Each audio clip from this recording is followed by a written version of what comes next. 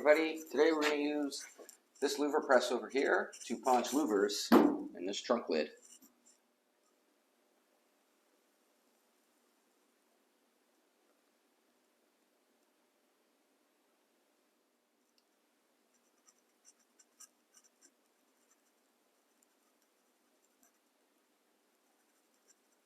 So what's the purpose of louvers? Well, in a trunk lid, there really isn't. It's mostly aesthetics. But originally, they were like a fully functional thing. You would put them in your hood or on your hood sides to let hot air escape. They were used in not only hot rods, all sorts of machinery. Appliances like the back of your dryer would have these, all for cooling purposes. Hot rods originally, like I said, started using them in their hoods, and they looked really cool. So then people started putting louvers in everything, and a trunk lid is a really popular one. Maybe on a race car that didn't have a full floor in it, you could have louvers on here to let the air escape. But on this car, it's got a full floor in it. So really, there's no need to louver the trunk lid, other than it looks really cool.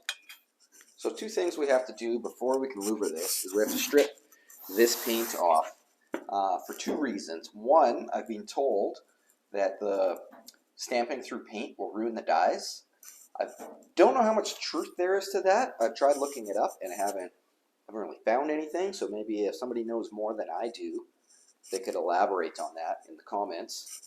The other reason you got to strip the paint off is when these dyes come down and stamp it, they chip and scratch and break the paint.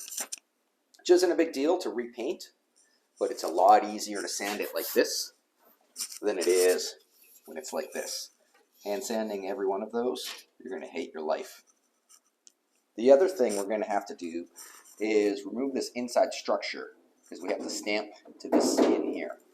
There's a couple ways that you can do that. Some people will actually knock out all the spot welds and unfold this lip to remove the skin. Another way that I'm going to do, just because it's a little less labor intensive, is cut it right along this edge here. Remove this piece, punch the louvers, and then weld this piece back in. And the reason I chose this edge right here is because it's nice and easy and flat to get to for welding it back in. There's lots of different ways that you can do this. Whatever you're most comfortable with will work. Okay, let's pull this off.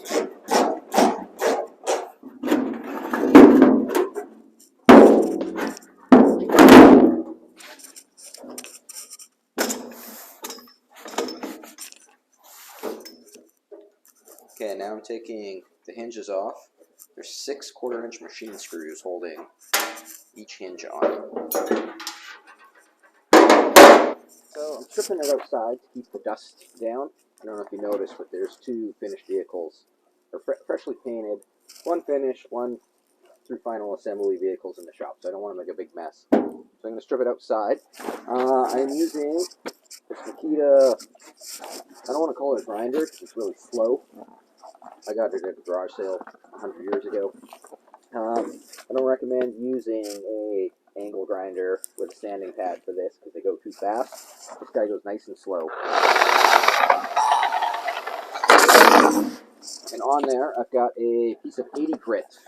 So you just want to knock the paint off. You want to go nice and slow. Don't build up any heat in the panel. Keep this nice and flat.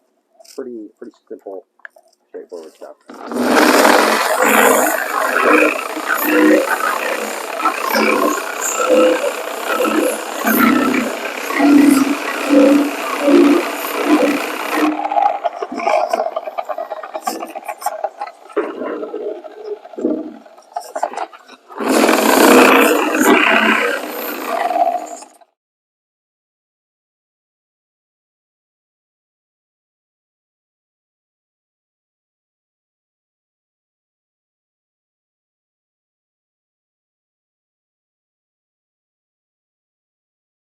Okay, now I'm going to go over everything again with the DA with some 120 grit just to take out some of the scratches and finish it out a little nicer.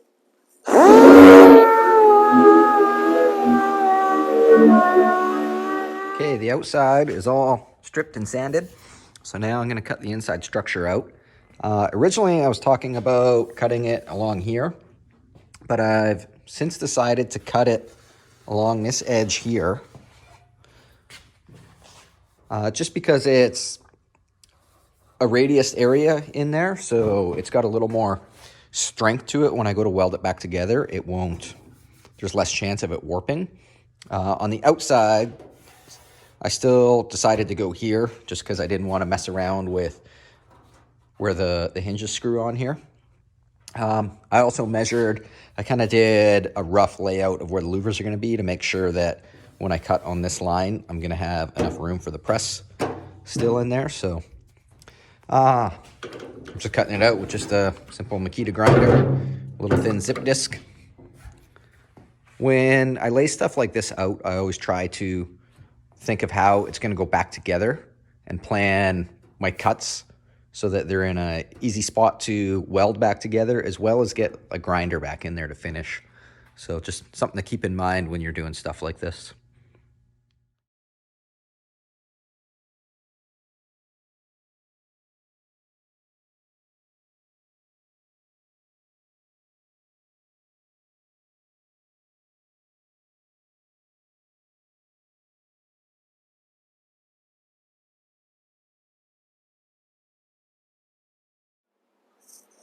So with the structure removed, we can start a layout now. I gave this a quick little sand just to get it down to bare metal. The first thing I want to do is find our center line. So what I did was in various points, measured all the way across.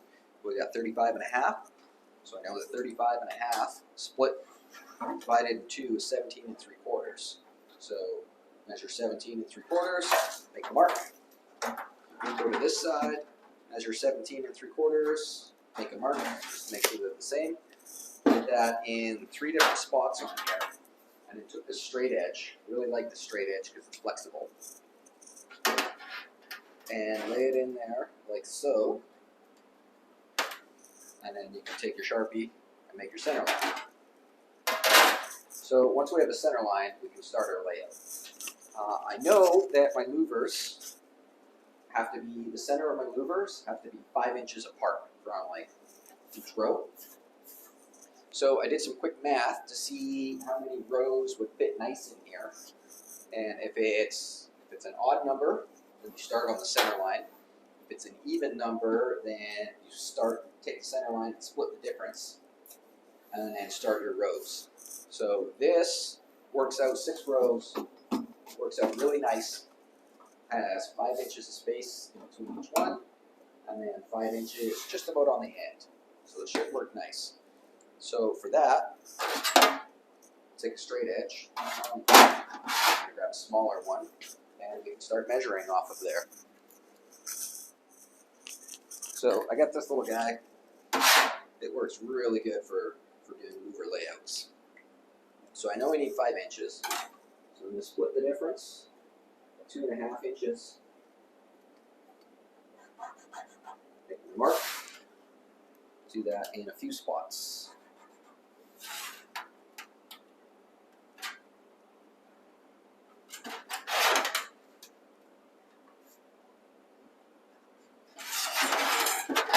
Take my straight edge, lay them out.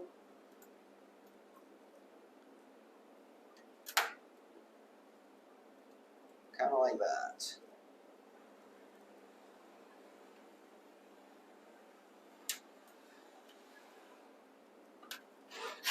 Okay, there's our first line.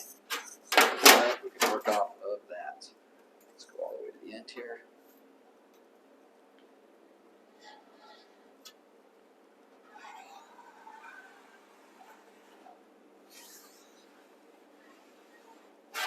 Okay.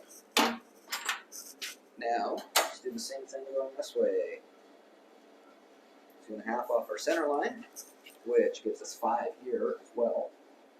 Just to double check the math is right.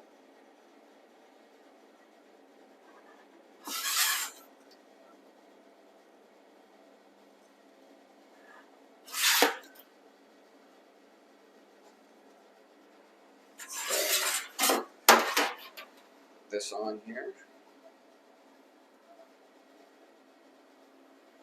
Make our mark.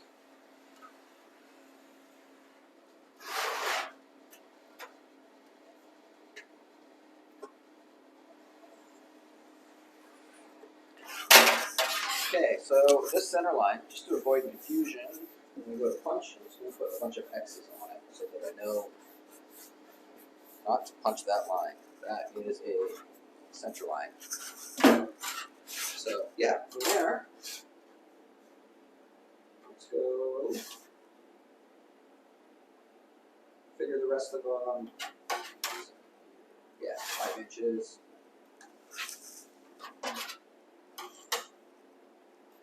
From here, we can lay the rest of it up. 5 inches. That's 5 inches.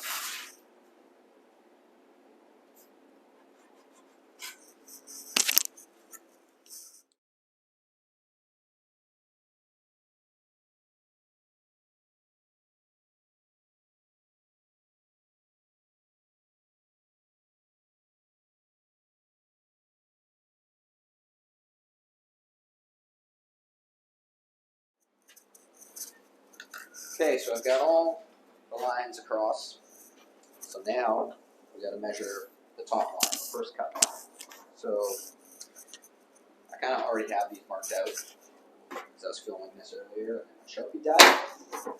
So I switched to a grease pencil, but I'll show you what I was doing. Measure that's 27. Let's go to the other line. And we've got 27 again. Let's go put our straight edge across there and make a mark. This is a grease pencil, not a Sharpie. I kind of prefer these because they don't die. They don't die as easy.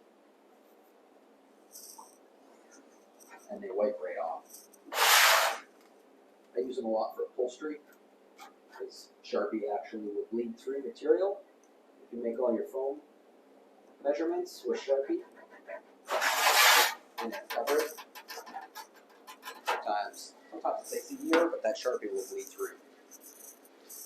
Okay, so now we've got our start line where we cut from. So from here we can take it over to the press and start punching. So here's the press all set up. I bought this press, I don't know, maybe 10 or 12 years ago from an estate sale. It's a homemade press. Even the dies are all homemade. Air over hydraulic. It's got these little adjustable outriggers with wheels so you can set the height for when you're doing big hoods and stuff. Pretty simple. Step on the pedal. That goes down. Then you push pedal the other way and it goes up.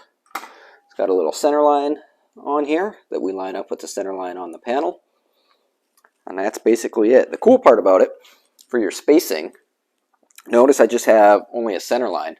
And that is because as you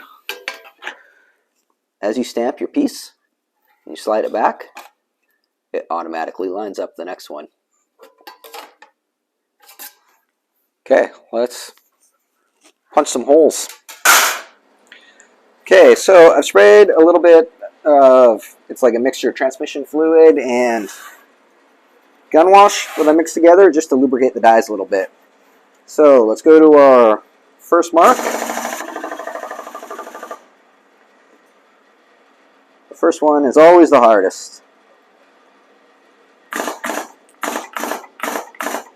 Okay, just before it punches through, I'm going to take this square and just make sure that we're lined up.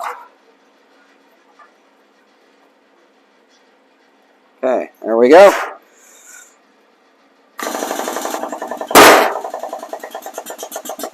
The first cut is the deepest. Okay, pop that up. Line up the next one and let's go.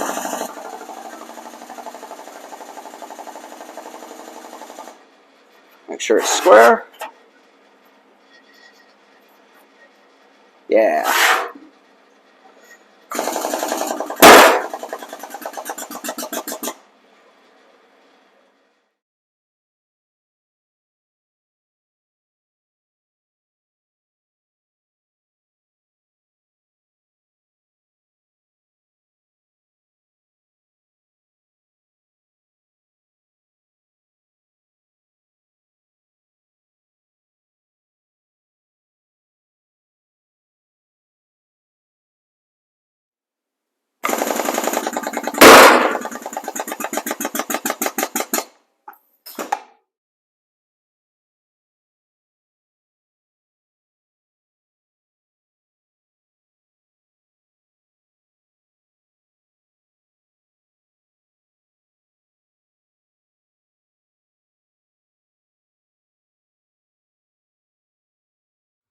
Here we go, last one.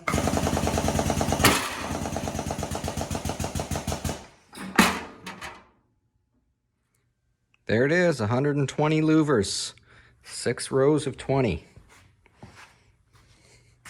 That should keep my trunk lid well ventilated. Nice and cool in there. You don't want your snacks to overheat. So here it is back on the car. I haven't welded the inner structure back in for 2 reasons. One, I don't think you guys care about that stuff. That's kind of boring, just welding and grinding. The second reason, I want to blow some primer on the inside. And my friend whose paint booth I always use, Rick, today's New Year's Day, so I kind of don't really want to bug him today, so I can do that another day. In the meantime, though, I did bolt the hinges back on so we can see what it looks like. I think it looks really cool. Maybe grate some cheese on there later if you want like a cheese melt or something. I think it looks super cool. I like it. As I mentioned earlier, I do have these panels pre-made. I sell these on my website, and lots of people use them for, like, I've done a couple fiberglass deck lids where just like epoxy them in.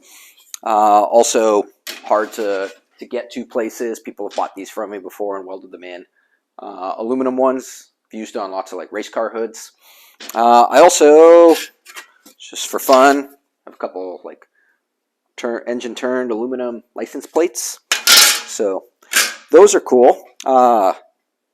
If you want some of this stuff and you like this kind of content and want to support it, check out the website, lgspeedcustom.com/shop, and you can find all this stuff on there, as well as shirts. I got a couple different kinds of hot rod shirts. Those are always fun to wear at car shows and stuff. Anyways, thanks for watching. Like, subscribe, tell your friends. And, oh, if you need to get in touch with me, if you do want to get some stuff louvered, because you can ship it, or if you're local, just bring it by. The 2 best ways to get in touch with me is on Instagram, LG Customs, same as a YouTube channel, or you can go on Facebook, LG Speed and Custom, and message me on there. I think that's probably the best. I don't think YouTube has like a messaging, direct message thing. If it does, send me a message on there, and I'll probably see it. Once again, thanks for watching.